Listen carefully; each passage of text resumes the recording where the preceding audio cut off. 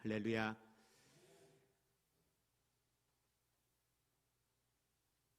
우리가 잘 알고 있는 사도 바울의 인생을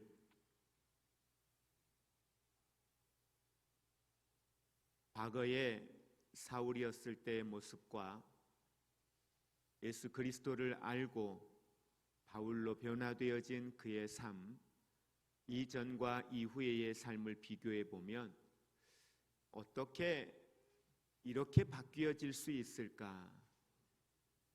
어떻게 삶의 방향이 이렇게 달라질 수 있을까?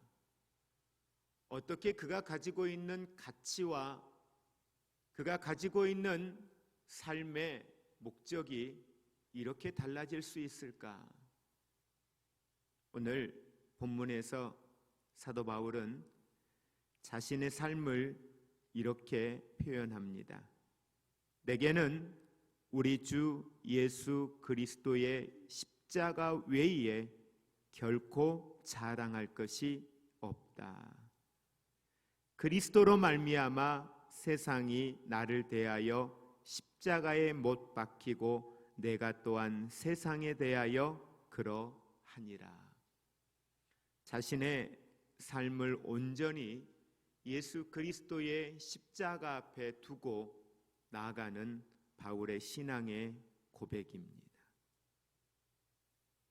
바울 사는 그 당대에 십자가는 우리가 잘 아는 것처럼 오늘을 살아가는 우리가 생각하는 십자가에 대한 인식과는 완전히 달랐던 것을 보게 됩니다. 예수님 십자가에 못 박힐 그 시대에는 십자가는 사형의 형틀이었습니다. 죄에 대해서도 아주 악한 죄의 결과의 상징이었습니다.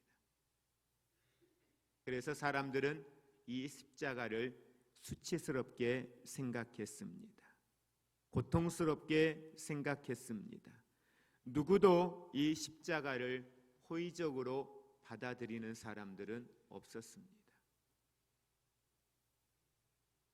그런데 사람들이 수치스럽게 여기고 고통으로 표현하는 이 십자가를 사도 바울은 이 십자가에 내가 죽었다라고 이야기하고 이 십자가의 복음을 위하여 내가 지금도 앞으로도 살아갈 것이라고 고백을 하고 있습니다.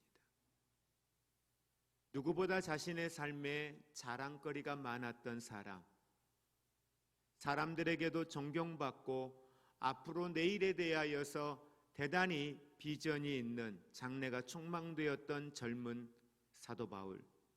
그런데 그가 자신의 인생에서 이 십자가 외에는 내가 자랑할 것이 없다라고 이야기하는 이 고백이 도저히 이해가 되지 않습니다.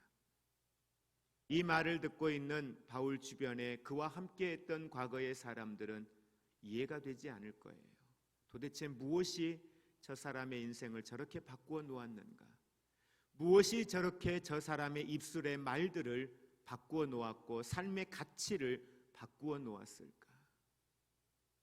그 이유를 오늘 우리는 이 바울이 이야기하고 있는 그가 영원토록 자신의 삶의 방향과 비전으로 삼고 있는 목적으로 삼고 있는 십자가에 대한 자랑, 그 십자가에 도대체 무엇이 있길래 바울은 이렇게 이야기하고 있는가? 바울의 인생뿐만 아니라 오늘 이 시대를 살고 있는 많은 그리스도인들 가운데서도 예수 그리스도의 복음을 받아들이고 나서 자신의 삶의 현장에 도저히 지금으로 내가 이렇게 살아가는 것이 견딜 수 없는 거예요. 좀 더 무언가 내가 이 복음을 위하여 십자가의 전달자로 내가 살 수 있는 길이 없을까? 그렇게 헌신하고 다짐하며 나아가는 사람들이 우리 주변에도 얼마나 많은지 모릅니다. 일상생활은 그대로 진행하지만 그 삶에서 과거에는 내가 직장인으로서 그냥 살아가고 내 가정을 꾸리고 살아가고 자녀들 교육하고 살아가고 먹고 사는 일들을 위하여 자신의 삶의 에너지들을 쏟아부었던 사람들이 예수 그리스도의 십자가의 복음을 듣고 나서 그들의 인생이 달라집니다. 직장과 자신의 삶의 터전은 동일한데 삶의 가치와 방향과 목적이 바뀌어지는 거죠. 무엇이 도대체 십자가의 복음을 듣는 사람들의 인생을 이렇게 바꾸어 놓았을까? 무엇이 도대체 십자가를 미련한 것이라 여기었고 십자가를 부끄러운 것이라 여기었고 십자가를 죄라고 여기었던 수치스럽게 생각했던 사람들이 이 십자가를 자랑하겠다고 이렇게 사람들이 고백을 할까? 또 그렇게 십자가를 자랑하고 십자가를 전하기 위하여 자신의 삶들을 헌신할까? 오늘 우리는 종료주일을 맞이하면서 매해마다 찾아오는 그러한 절기이지만 우리는 다시 한번 이 십자가의 복음 앞에 담겨져 있는 진정한 의미를 함께 나누기를 원합니다. 먼저 십자가의 속에 담겨져 있는 놀라운 하나님의 사랑을 우리는 먼저 묵상하기를 원합니다. 십자가 속에는 사랑이 있습니다. 하나님을 알지 못하고 살아갔던 사람들, 자연인이다, 세상에 속한 사람이다 라고 했던 사람들, 그들의 인생은 성경이 표현할 때에 그들은 모든 사람이 죄를 범하였다, 죄인이라고 말합니다. 죄인이라는 이 대상에서 그 누구도 제외되어짐이 없죠. 죄인인데 죄에 대한 결과는 성경은 죄의 싹은 사망이라고 분명히 말씀을 하고 있습니다. 다시 말하면 모든 사람들은 사망의 그늘에, 사망의 자리에 있는 사람들이라는 거죠. 근데 성경을 통해서 보면 이렇게 죄의 싹은 사망인데 하나님이 우리에게 은혜를 주셨습니다. 근데 그 은혜가 뭐냐? 바로 살리는 거죠. 사는 거죠. 바로 구원이었습니다. 예수님께서는 우리를 위하여 십자가를 지시면서 그 십자가 앞에, 하나님 앞에 이런 기도를 드립니다. 우리가 아는 것처럼 십자가의 가상 7원 가운데에 엘리 엘리 라마 사박단이라고 이야기합니다. 아버지여, 아버지여 어찌하여 나를 버리시나이까? 십자가의 고통에 대해서 예수님은 아셨습니다. 그러기에 예수님께서는 겟세마네 동산에서 기도하실 때에도 할 수 있다면 이 잔을 내게서 옮겨달라고 기도를 하셨지요. 그런데 예수님의 마지막 기도는 그러했습니다. 내 뜻대로 마시고 아버지의 뜻대로 하시옵소서. 그런데 하나님의 응답은 침묵이었습니다. 하나님의 응답은 그것이 예수님이 이 땅에 오신 이유요, 예수를 십자가 앞에 내어주신 하나님의 목적이었기 때문에 하나님은 예수님의 그러한 부르짖음에도 침묵하셨습니다. 왜 그렇게 침묵하셨을까요?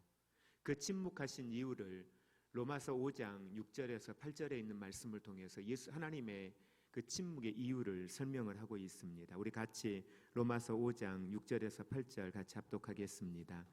우리가 아직 연약할 때에 기약대로 그리스도께서 경건치 않는 자들을 위하여 죽으셨도다.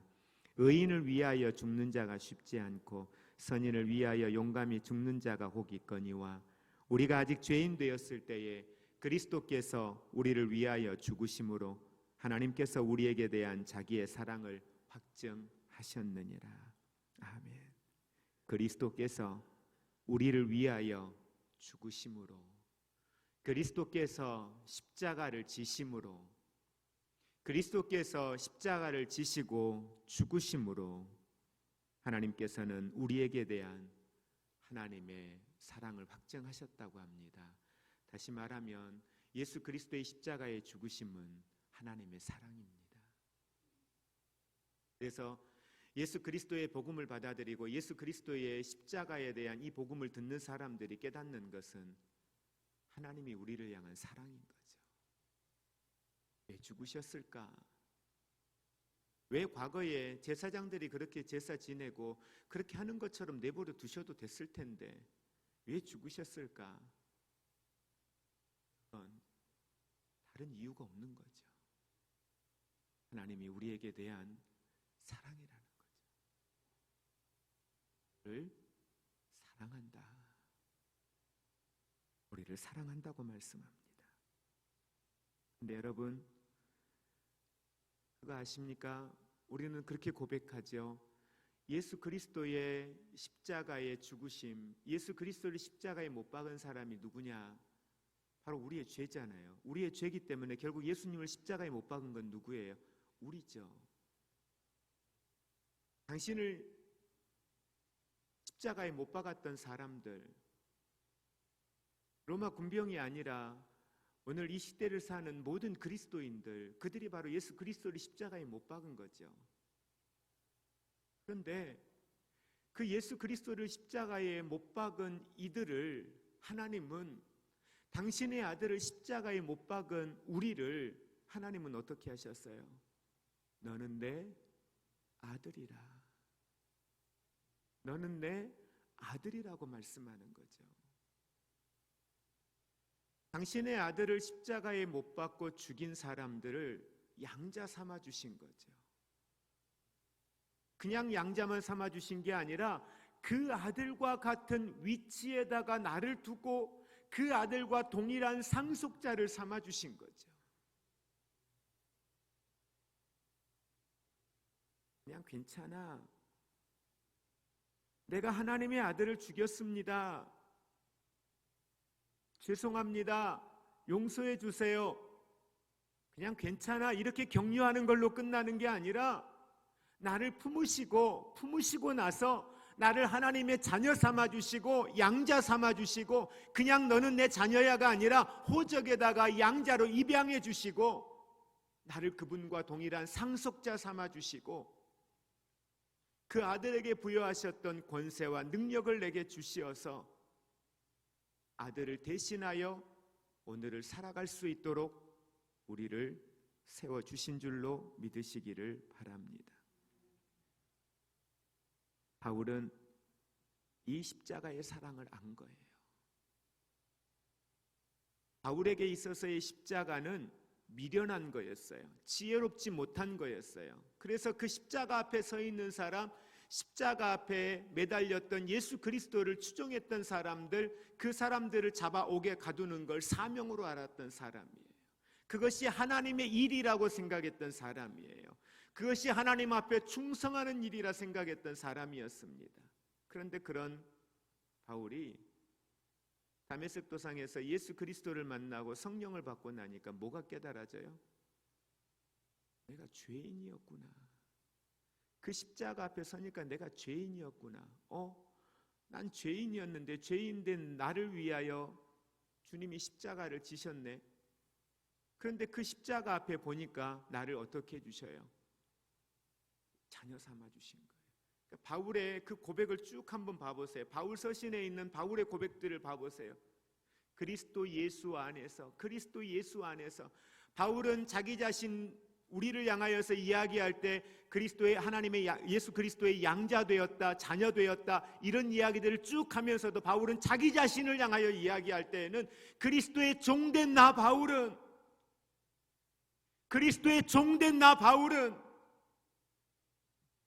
자기 자신을 이야기하여서 표현할 때마다 그리스도의 종된 나 바울이라고 이야기해요.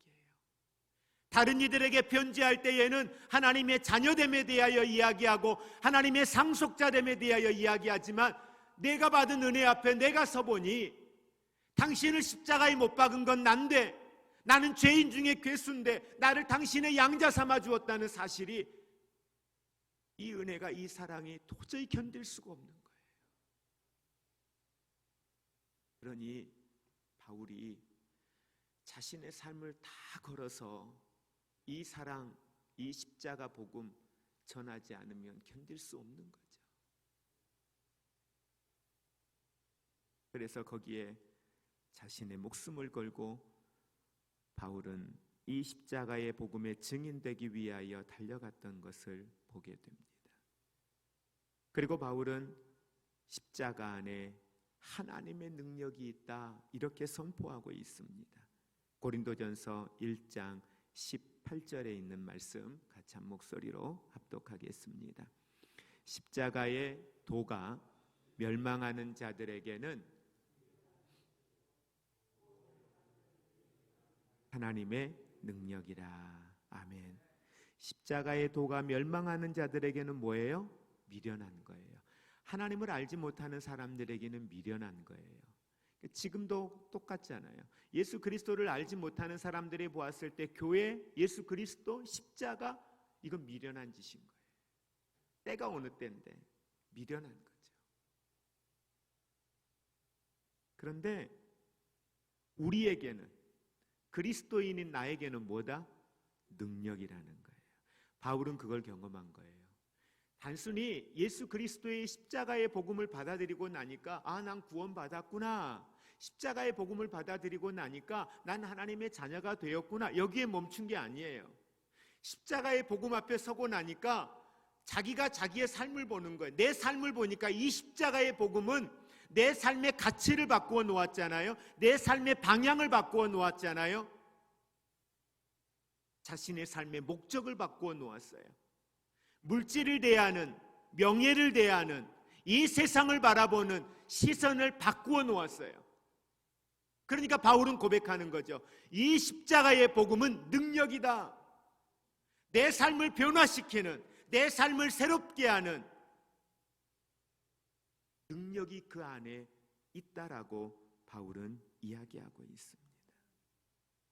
로마서 1장 16절에 보니까 내가 복음을 부끄러워하지 아니하노니 이 복음은 모든 믿는 자에게는 구원을 주시는 하나님의 능력이 됨이니라.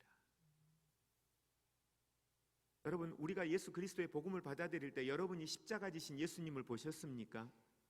그 십자가상에서 우리를 위하여서 외치시는 그 주님의 음성을 여러분 들으셨습니까? 보지도 못하셨죠. 듣지도 못하셨죠. 그분 만져보지도 못하셨지요. 우리가 그분을 믿는 건 뭘 가지고 믿어요? 말씀 속에 있는 십자가의 복음. 근데 그 십자가의 복음을 내가 믿기로 작정하고 그 십자가의 복음을 내 안에 믿음으로 받아들이니 그 십자가의 복음이 내 삶이 어때요? 그냥 책을 하나 읽고 났을 때에 내 안에 새겨지는 교훈과 지식으로만 남습니까? 아니잖아요. 그 십자가의 복음을 받아들이고 나니까 이 안에 뭐가 느껴져요? 그분의 사랑이 느껴지네요. 그 십자가의 복음을 받아들이고 나니까 죄인된 내가 하나님의 자녀가 되었다는 사실을 깨닫게 되네요. 내가 삶에 어디에서 내 인생이 시작됐고 내 삶이 어디를 향하여 가고 있다는 걸 알고 나니까 오늘을 내가 어떻게 살아야 할지를 알게 됩니다. 누가 뭐라고 이야기한 게 없어요. 그 십자가의 복음 앞에 서니까 그 십자가의 복음이 내 인생의 삶의 가치와 방향을 바꾸어 놓는 거죠. 그것이 종교와 다른 거죠. 그것이 지식과 다른 것이고 지혜와 다른 거죠. 그 복음 안에 있는, 십자가 안에 있는 능력인 거죠. 이 능력은 죄인을 의인되게 만들 뿐만 아니라 멸망한 영혼을 살리는 능력이고요, 옛사람들을 새로운 피조물로 바꾸는 능력입니다. 지옥 갈 영혼들을 하나님의 나라로 인도하는 축복의 통로가 되어집니다. 자기만을 위하여 살던 사람들이 십자가 앞에 나아가니 나를 위한 인생이 아니라 누군가를 위하여서 헌신할 수 있는 인생으로 바뀌어지게 되는 것입니다. 핍박자였던 사울, 그런 사울을 복음을 위하여 헌신하는 바울로 바꾸어 놓은 것, 그것이 바로 십자가의 복음이었습니다. 어부였던 베드로를 십자가를 거꾸로 지면서까지 이 복음을 위하여서 자신의 목숨을 내어놓고 달려갔던 베드로의 삶을 바꿔 놓았던 것, 그것이 바로 십자가의 복음이었습니다. 성경이 말한 그 십자가 안에 하나님의 능력은 오늘도 유효합니다. 여러분, 우리는 고난주간 특별 새벽 기도회를 합니다. 사순절 기간 어떤 교회는 과거에는 우리가 40일 작정 기도를 했고 그 다음에는 21일을 하다가 그 다음에는 한 주간 기도회를 합니다. 어찌되었든 사순절을 지나오고 앞으로 우리가 고난주간을 지내고 또 내년 이맘때가 되면 또 똑같은 이 시간들을 갖게 될 겁니다. 이 시간들이 우리에게 어떤 의미가 있을까요? 도대체 우리는 언제까지 이 십자가만 묵상하고 나가야 할까요? 그 십자가의 복음이 내 삶의 능력으로 나타나야 될 것 아닙니까? 그러면 내 삶에 어떤 능력으로 나타날까? 이 십자가의 복음을 묵상하고 나가면 우리는 마땅히 내 삶에서 말씀 앞에 서 있지 못하는 내 삶의 연약한 부분들이 그 십자가의 사랑을 다시 회복하고 그 십자가의 사랑 앞에 내 삶을 들여다보니 그 복음에 합당하게 살지 못하는 내 연약함들을 보는 거죠. 그리고 그 연약함들을 다시 말씀 앞에 나아가 그 구원의 은혜 앞에 나아가 내 삶의 가치와 방향을 바꾸어 나아가는 것. 그리고 내 삶에 이전에 변화되어지지 못했던 삶의 모습들이 변화되어지고 새롭게 되어지고 회복되어지는 그 삶의 모습들을 보는 거죠. 이게 바로 십자가의 능력입니다.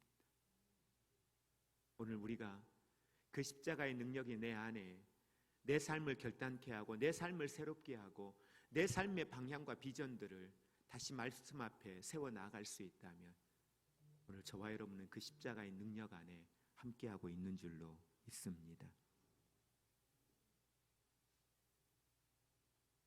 그리고 우리는 바울의 고백을 통해서 그 십자가를 통하여서 바울은 다른 사람의 이야기를 간증하지 않았습니다. 복음서에 보면 바울은 이 십자가의 복음을 통하여 내가 어떻게 변화되었나 나를 보라 라고 이야기해요.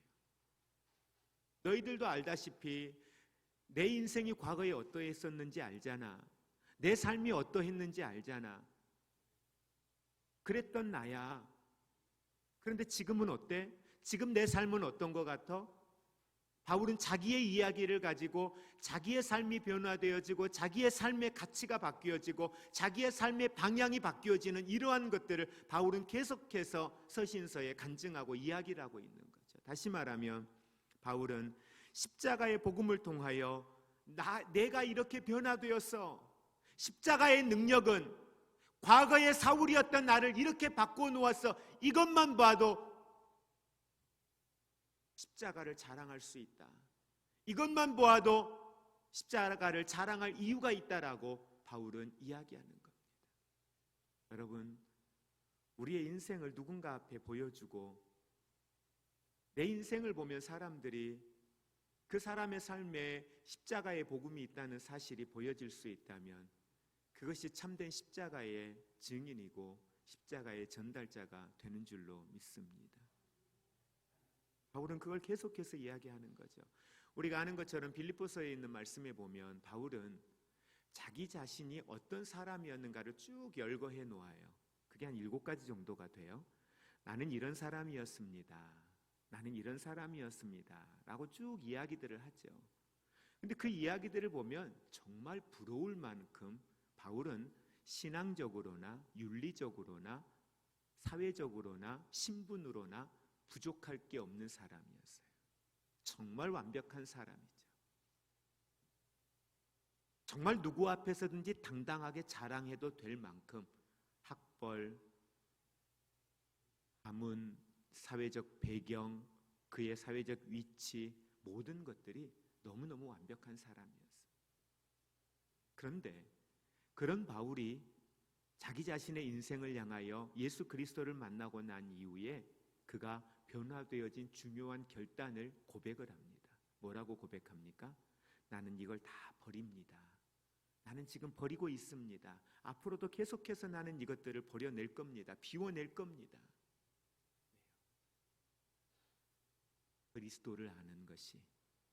그리스도를 아는 것이 내게 더 유익하기 때문에. 그러니까 이 말을 바울의 이야기했던 고린도전서 1장 18절이나 우리가 로마서 1장 16절에 있는 내용들을 통해서 보면 그런 거예요. 과거에는 예수 그리스도의 십자가가 내게는 거치는 돌이었고 예수 그리스도의 십자가가 내게는 미련한 거였어요. 그런데 예수 그리스도의 십자가의 복음을 받아들이고 나니까 이제는 나를 자랑하게 해주었던 내 존재의 가치를 부여해 주었던 이러한 수많은 내 삶의 배경들이 뭐가 돼요? 내가 그리스도를 아는 일에 뭐가 되더라? 거치는 돌이 되더라. 그것이 미련한 것들이더라. 바울이 이렇게 고백들을 하는 거죠. 그래서 그것들을 버려내는 거예요. 그리고 오직 뭘 붙들어요? 예수 그리스도의 복음을요.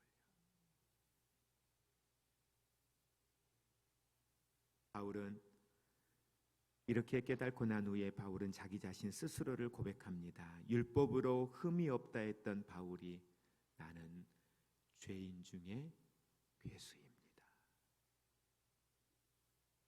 그냥 하는 고백이 아니었습니다. 그건 그의 삶을 통한 고백이었습니다.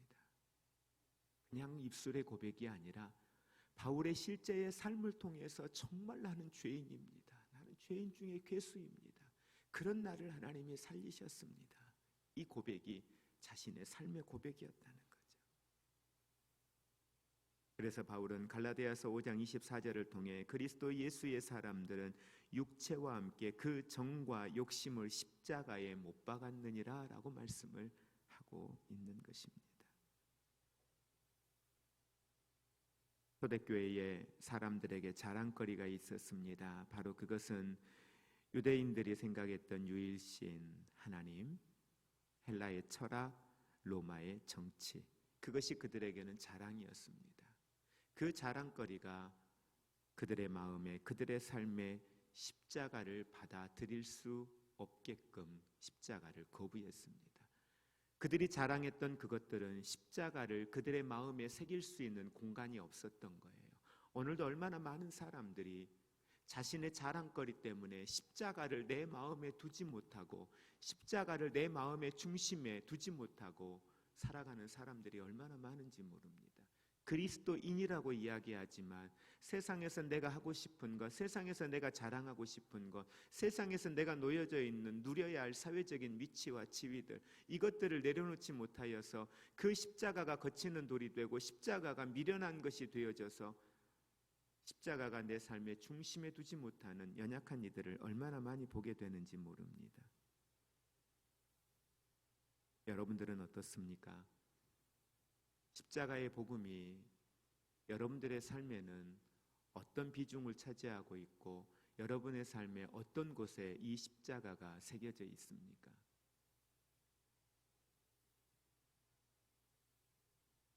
모든 자랑거리가 십자가 앞에서는 아무것도 아니라는 사실을 십자가의 복음을 온전히 접하고 나면 깨달을 수밖에 없는 거예요.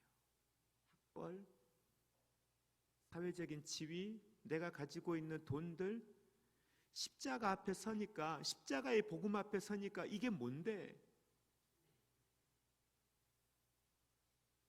죄송한데 십자가의 복음 앞에 서면 내가 자랑할 만한 이 모든 것들은 궁극적으로는 이 십자가의 복음을 전하기 위한 수단이요 은사가 되어져야 된다는 사실을 기억하시기를 바랍니다. 늘 설교할 때 가끔 말씀드렸죠. 많은 사람들이 내 손에 쥐고 있는 걸 자랑해요. 내 손에 쥐고 있는 걸 하나님이 내게 주신 축복들인데 이 축복들을 손에 쥐고 자랑합니다. 이 축복들을 손에 쥐고 소중하게 여깁니다. 그런데 안타까운 건 이걸 내 손에 쥐어주신, 이걸 내게 축복으로 주신 하나님이 계시는데 주신 그 하나님보다 받은 선물을 더 자랑하고 주신 그 하나님보다 받은 선물을 더 소중하게 여기고 살아가는 미련한 인생들이 있다라고 하는 사실입니다. 이제 우리는 이 십자가, 내게 축복하시고 은혜 주신 그 하나님 사랑, 그 하나님의 사랑의 증거가 된 이 십자가의 복음을 전하는 것, 그것이 오늘 우리의 삶의 중심이 될 수 있기를 원합니다. 우리는 기독교의 2000년 역사를 통해서 잘 보아왔습니다. 아니, 한국교회 역사를 통해서도 우리는 그걸 보아왔습니다. 바로 그것은 교회가 교회됨을 잃어버렸을 때 무너진 교회들은 나라의 무너짐이 되고 나라의 무너짐은 결국은 모든 걸 잃어버리는 결과물을 가져왔습니다. 유럽의 교회들이 그러했습니다. 유럽의 교회들이 교회가 교회됨을 잃어버렸을 때, 그리스도인이 그리스도인됨을 잃어버렸을 때 유럽의 교회들은 무너졌고, 교회가 무너지면서 나라의 정치와 경제가 무너졌고 그들의 문화가 무너져 갔던 걸 보게 됩니다. 한국 교회도 예외가 되진 않습니다. 무슨 말이냐면 우리가 예배를 드리는 이 예배당은 하나님께 예배를 드리기 위한 공간입니다. 그런데 유럽의 많은 교회들이 예수 그리스도의 복음이 증거되어지고 복음이 자랑거리가 되어져야 되는데, 우리가 수십 년에 걸쳐서 수백 년에 걸쳐서 지어놓은 이 교회가 관광지가 되고 이 교회가 자랑거리가 되었습니다. 우리 교회는 몇 년 됐어? 우리 교회는 이렇게 건축이 되어져서 우리 교회 안에 들어와 보면은 어떤 화가가 그려놓은 그림들이 있어. 우리 교회는 이렇게 견고하게 지어졌어. 이만큼의 돈들이 들여져서 우리 교회는 지어졌어. 여러분 한 분 한 분이 교회입니다. 이건 예배당에 불과한 겁니다. 이건 아무것도 아닙니다. 이건 중요하지가 않아요.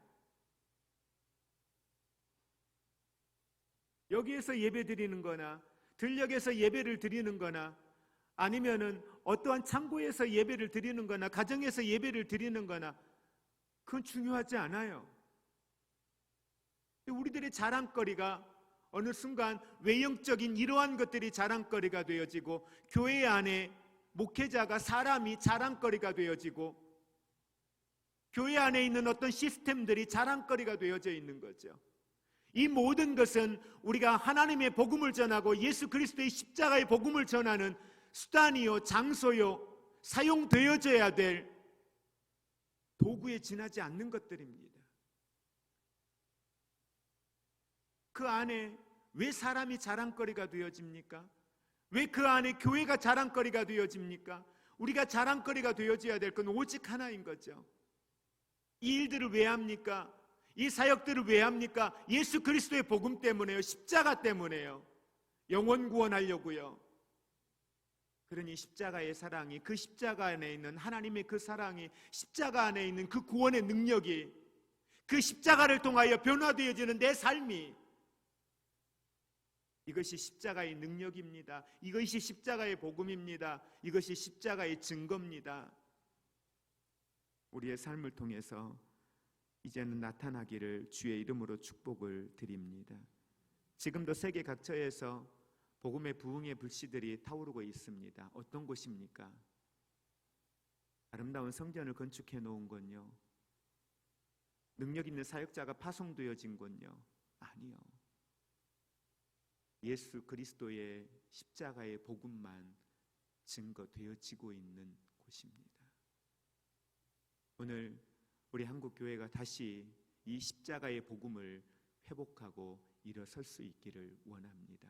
이 고난주간을 우리가 보내면서 이 십자가의 복음 안에 담겨져 있는 진정한 바울이 고백했던 그 참된 의미가, 그의 삶의 변화가 오늘 우리 안에 새겨지는 십자가의 사랑이요, 능력이요, 우리의 삶을 통해 증거로 나타나는, 삶의 변화를 통하여 나타나는 십자가의 그 복음의 흔적이 우리들의 삶을 통해서 나타나기를 주의 이름으로 축복을 드립니다. 우리 14절에 있는 말씀 다 같이 다시 한번 합독하겠습니다. 그러나 내게는 우리 주 예수 그리스도의 십자가 외에 결코 자랑할 것이 없으니 그리스도로 말미암아 세상이 나를 대하여 십자가에 못 박히고 내가 또한 세상에 대하여 그러하니라. 아멘. 오늘 우리의 삶이, 세상이, 믿지 않는 사람들이 나를 십자가에 못 박는, 이것이 내게 기쁨이 되고 이것이 내게 행복이 되는 그런 아름다운 삶이 되기를 주의 이름으로 축복을. 이제는 우리 주 예수 그리스도의 은혜와 하나님의 사랑하심과 성령님의 교통하심이, 내 사랑, 나의 십자가, 이 십자가 전달자 되기 원합니다.